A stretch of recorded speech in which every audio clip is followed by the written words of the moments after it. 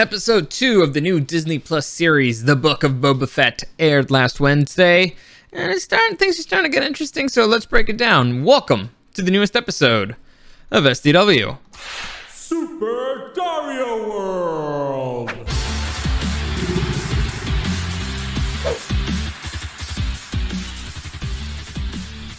So like I said, things are starting to get interesting in the show. The first episode was really slow and was really short. The second one, a little bit more interesting stuff happens. The flashbacks are still way too long, in my humble opinion, but it looks like it's gonna have potential, at least that's what matters to me right now. But before we get into it, let me just give a quick reminder that any comments, questions, or suggestions, you can find me at Super Dario World on YouTube and on Twitch. Next Monday, I'm not sure if I'm going to live stream. I'm not sure what I'm going to do because I'm going to be in Las Vegas probably. So we'll see how that goes. But if you want to send me something privately, you can always do that on Instagram at Super Dario World and at DarioSDW. Like, follow, subscribe, do all that stuff. I really appreciate it. It really helps me out. But let's get into all this stuff. So let's talk about The Book of Boba Fett, Episode 2, which was considerably better than Episode 1, I think. More stuff happens. And you can see that the show's kind of the wheels are starting to turn. Things are starting to go into a more interesting direction, per se. So let's begin with our breakdown. So we're going to go again through the whole episode, beginning to end. So be warned, there will be spoilers for you if you haven't watched the episode. So here we go. The episode begins with Fennec dragging the assassin that tried to kill him in the episode before, and she captured him.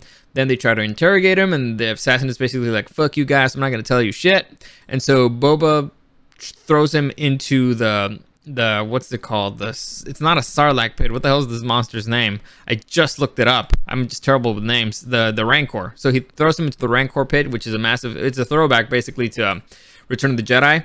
And so if you watch Return of the Jedi, you know that, yeah, that Sarlacc's dead. So, all right, we know he's bluffing, but they really drag this out. And it's a really silly situation where this guy basically confesses without even seeing the Sarlacc. He's like, I'm so afraid that there's a Sarlacc here and I confess. So you're like, that was pathetic. You're supposed to be a badass assassin and you got scared by an opening door, but whatever. So he confesses and they let him know like, hey, the Rancor's dead, buddy. So you're an idiot. So they drag this assassin. The assassin says like, the mayor sent me. The mayor sends me. And Boba's like, all right, we gotta return this guy.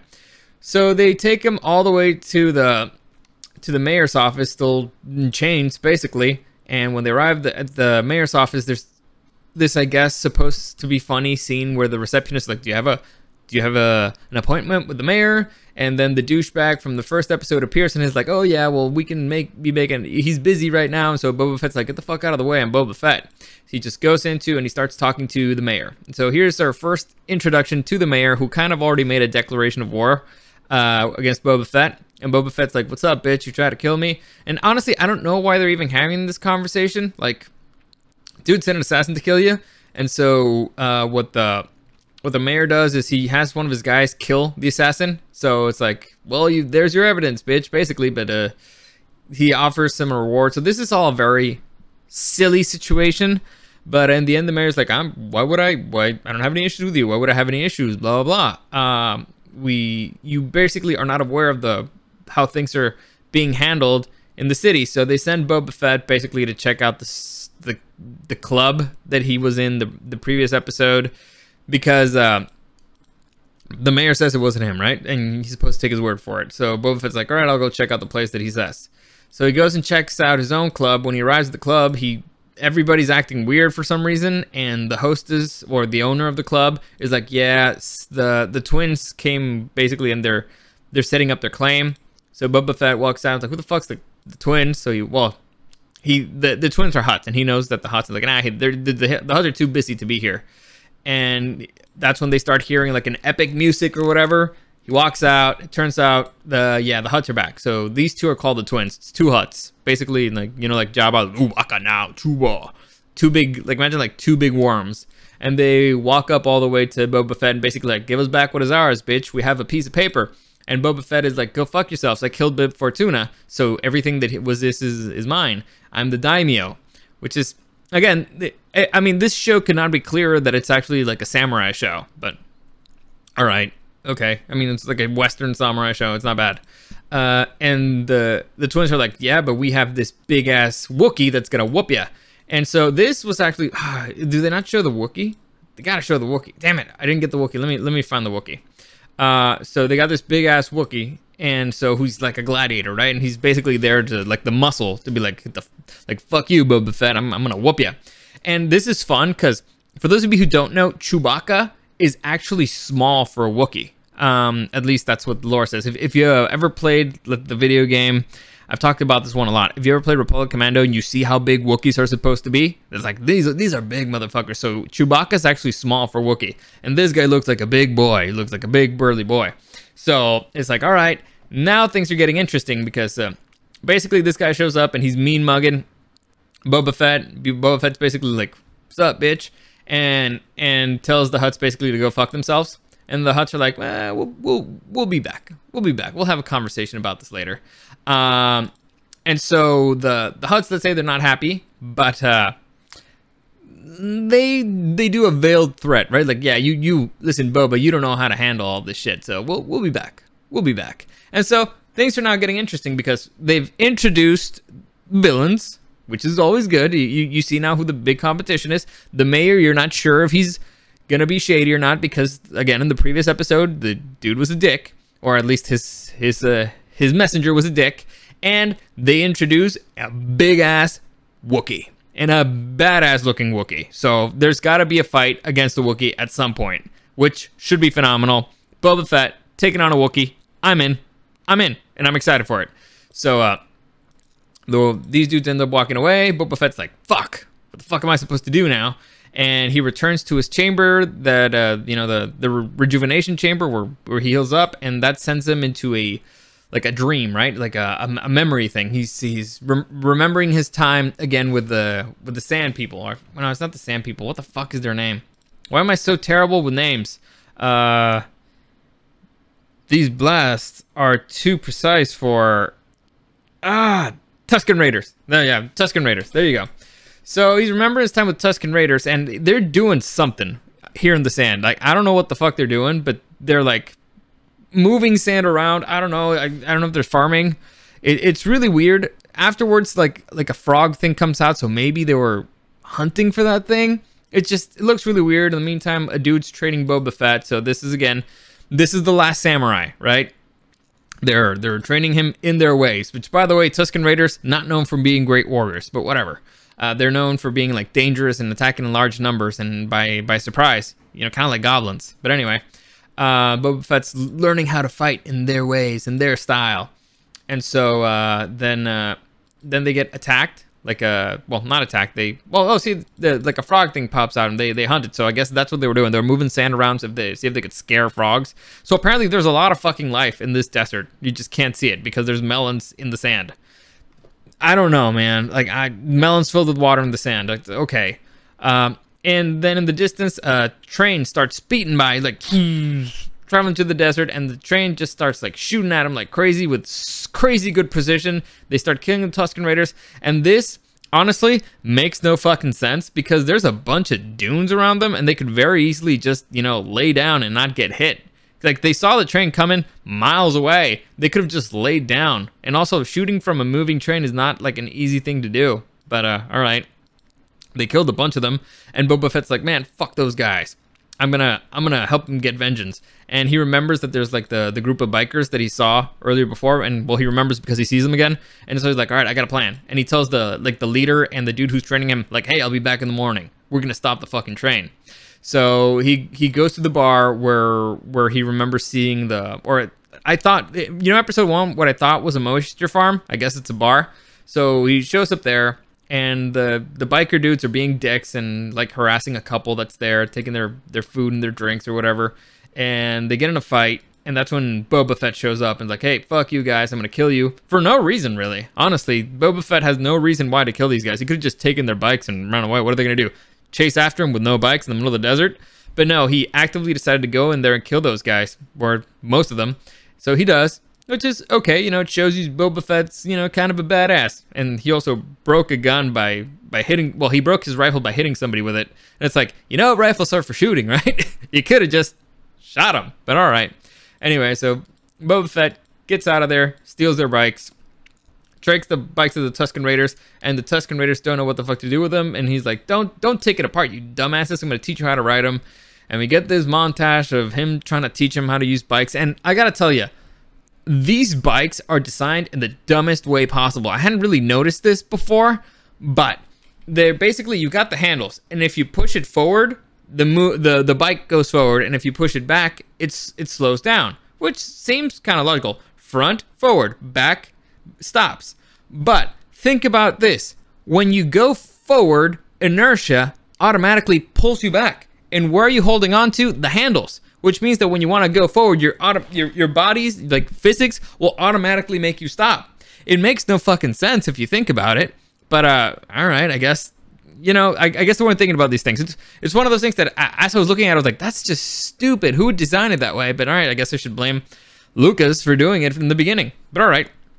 So he's teaching them how to ride these things. You got this little montage of these dudes learning how to ride the bikes and slowly getting better. And it's all right, we're going to use these bikes to stop the fucking train. And it really makes you think like, man, Tusken Raiders are a bunch of dumbasses for not being able to use these things. And also, why is Boba Fett arming these people? These dudes are savages. Like, Tusken Raiders, not known for being nice dudes at all. Like, known for being like killers, really bad ones. But here they're trying to show them like, oh yeah, they're nice dudes. So again, these are supposed to be like goblins, like the goblins of the world. But all right, they want to show you a different side of them or whatever. So they learn what they need to know, and they set up a plan, and they keep farming the sand, which makes no fucking sense. Boba Fett continues trying to learn how to fight with this stupid like stick. And then the train comes, and they're like, all right, we're going to take on the train. So they go after the train. And by the way, there's like more bikes than I remember. There's like 5 bikes here. I thought he stole like 4, but I don't know, maybe I counted wrong. And they start, there's like a shootout that's happening. They're trying to catch this train. And how they knew that the train was going to go through there, I don't know, because there's no tracks. So it's, the train can literally go wherever it wants. They call it a train, but it's floating around. It's not really, it doesn't have a track. It's a ship basically, but all right. So the train's moving around. They're chasing after it. Some of them are getting killed, and the Tusken Raiders, for some reason, they're able to hit some dudes that are shooting them like in the distance. So all right, so they got Tusken Raiders shooting from the sand dunes, right? So they're like laying down the sand dunes, and they're shooting at the train, and they're hitting guys who are inside the train, like covered by windows and stuff. And like you can only see like their heads and stuff, and they're aiming, and the train's moving super fast. Like, this is a crazy shot. Like, shooting anything in movement, it's crazy difficult. And they're shooting at guys with their friends like a couple feet away. It's insane. It's insanity. It's honestly, it's the dumbest thing ever. But I guess it looks cool. But logically, never do this. Like, if you're ever in a situation that's like this, like let's say a dude's on a train, and it doesn't even have to be like a crazy space train, like a futuristic, like imagine like a normal train. It's going like what? Let's say 30 miles an hour. So if you're ever in a situation where somebody's with a gun in a train, and they're aiming out the window, and your buddy's in a motorcycle like trying to catch up to the train, and he's like a few feet apart from the train. He's like, he's right next to it. And you have a gun. Don't try shooting the guy in the train, because you're probably gonna hit your friend, because they're right next to each other and you're like a mile away. It's not a good idea. It's not smart. It's not because the bullet you have to aim where the train's gonna be when it's moving. Like, it's a super fast train, and you're shooting, and you have to get it when it's a bad idea. Anyway, I couldn't stop thinking about that, but whatever. As you can tell, there's like this big fight scene, and Boba Fett, you know, his motorcycle gets shot but doesn't explode until the moment that he gets on the train. Then where they're on the train, another thing that doesn't really make sense is, so the train, imagine like the train has imagine like it's a hat. Like, it has a hat, but it's actually like a rocket. So right at the tip of it, it has a rocket that's right at top. Like, imagine like a mohawk. So imagine like the front of the train has a mohawk, except that mohawk it's like a jet engine. So it's like shooting. It's the thing that's shooting heat in order to make them move forward. So I could not stop thinking, like, if these dudes are standing on, first off, it's a terrible design for making anything move. But if these dudes are standing in the top of the train, that's a lot of hot air that's going to be pushing them back. Have you ever seen videos of a jet engine of like people walking behind a jet engine, or like even being miles behind, like a few hundred feet behind a jet engine, and how it sends things flying away. Turns out, you know, the amount of energy and heat that's produced and power to make something of that size move at that speed is a lot. And it's physics here, so it would be impossible to get on the top of the train because there would be so much hot air hitting you, like there's a fucking like a space engine right in front of you, pushing back. But whatever. These dudes managed to get to the top of the train, and let's just say fight ensues, and it's the weirdest fight ever. Like, you can see the way that the latches are open to the top of the train is counter to the way that the jet engine, I'm going to say it's a jet engine because it's the closest thing to our world, the jet engine of the train is, which means that you couldn't open it because all the hot air from the jet would be hitting you, like, it would immediately close it, like immediately, like, You ever tried opening a car door against the wind? Like a super strong wind? It closes it. You can't do it. But anyway, they do it because, again, they don't know physics or logic or whatever. And so the fight ensues. The Tusken Raiders are kind of winning. Boba Fett manages to get to the front of the train, scares off the droid that's driving the train. The train's kind of already fucked because the droid kept trying to knock him down with the jet engine, because he just kept making it, let's go faster and faster, knock him down. And it wasn't working. But so Boba Fett's like, all right, fuck it. He manages to kind of slow it down, but the thing's gonna crash anyway. Oh, here you can see it. You see like the jet on top, whatever. So it crashes, and all the Tusken Raiders are like, all right, they run there. They start stealing stuff from the train.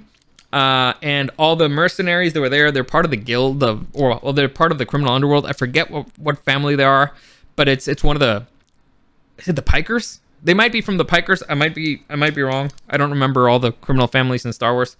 And so Boba Fett basically is like, well, tell your people that if you want to cross through this desert, the Tusken Raiders own it, and you have to pay us tribute. So we won't kill you. You'll have our protection, but you got to pay us tribute. And as a sign of good gesture, we're gonna let you leave with your lives. Here's some melons, and good luck getting out of the desert. And the Pikers are like, all right, cool, I guess. This is really weird, but whatever. So it's really weird that Boba Fett spoke for the chief, but all right. I mean, I guess it's who Boba Fett is. He's known as a great leader. Not really at all. He's kind of known as a bounty hunter who follows orders, but whatever. So that happens, and the Tusken Raiders are super happy because they find a buttload of water in the train, and it's like, oh yeah, we got all this stuff. And so the Tusken Raiders, in order to thank Boba Fett's like, here, take this lizard.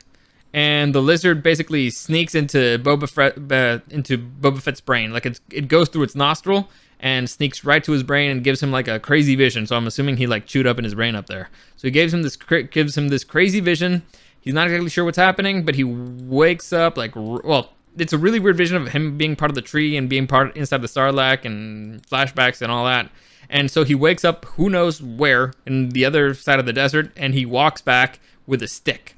So basically, I guess it's like a really bizarre vision where he goes and has to find a stick or whatever in order to have his weapon.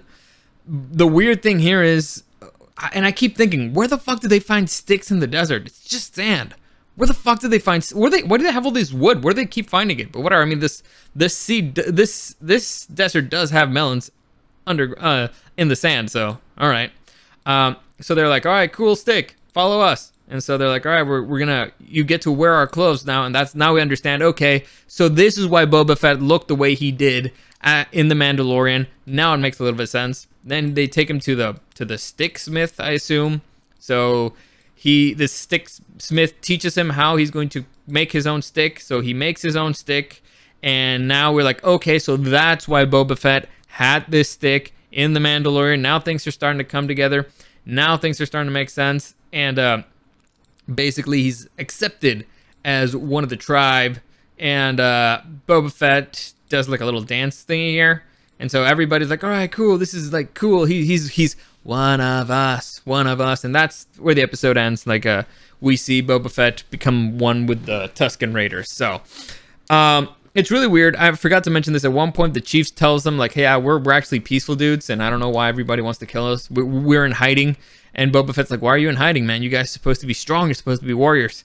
It doesn't make any sense. They've never introduced Tusken Raiders that way, but I guess there could be 1 in a million Tusken Raider tribes who are like a bunch of pansies who are peaceful. Or, all right. And now Boba Fett armed them and is giving them technology. So, okay. So that's the episode. Like I said, it's not terrible. It's not terrible. It's a better pace. The train heist is always fun, I guess. It wasn't logical, but at this point, I don't really expect I don't expect any of these writers to know how things work ever. So, all right. I guess it's forgivable, or no, it's not forgivable. It's still really bad. They get paid a lot of money. They could have thought of better ways of doing all this stuff, but whatever, doesn't matter. So that's kind of the episode. Better than the first one, more interesting. So what happened here that was interesting? First off, they're introducing the Hutts. So now you have a villain, and it's a scary villain. We know the Hutts. The Hutts are no joke, man. And so we know that there's going to be territorial fights. Boba Fett's in for a big fight against a big criminal family, and we also know that since they're Hutts, you can't just kill them. You need to get permission to kill them. So it's a massive complication. They are basically, it would be like in the mob, like made men. You need authorization in order to kill them. So Boba Fett's in trouble. The Hutts have a big ass Wookiee who I can't wait to see enough confrontation against Boba Fett. And so there's interesting things in the horizon. There's potential for there being even more drama with the mayor. We have to see how Boba Fett's gonna cement himself. He's like, hey, I'm the boss here, and you gotta back it up. So we'll see how it goes. It could have been worse. Honestly, it's very slow, but the situation is interesting enough, and they answered a lot of the questions that I had from The Mandalorian. Like, hey, why is Boba Fett wearing this? Like, hey, what the fuck's up with the stick? Like, hey, how did he get out of the Sarlacc? Hey, how did he lose his armor? So they're answering all that stuff. So at least I'm liking the fact that it looks like it was planned, right? This isn't just something that it was weird in The Mandalorian, but now we're seeing like, okay, there was a logic behind this. There was a bigger plan overall, and it's good to see it come to fruition. So hopefully it continues in that direction. Hopefully it gets better, to be honest. Right now, at this point, like if it wasn't Star Wars, I probably would not be super hooked on the show, but we'll see. We'll see how it goes. We'll see how it goes. I'm hopeful that once things get going and they only focus on the current time thing, it could get pretty great. Now, if I have to make a guess, Boba Fett's gonna call his Tusken Raider buddies to help him out in the big fight. If I have to make a guess, so, and that's how he's gonna use their power to cement himself as the daimyo or whatever. So there you go.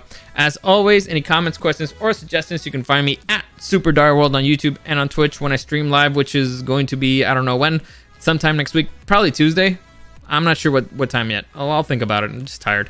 So you can send me something privately if you want to on Instagram at SuperDarWorld and at DariosDW. As always, thank you for joining me, and I'll see you again next time.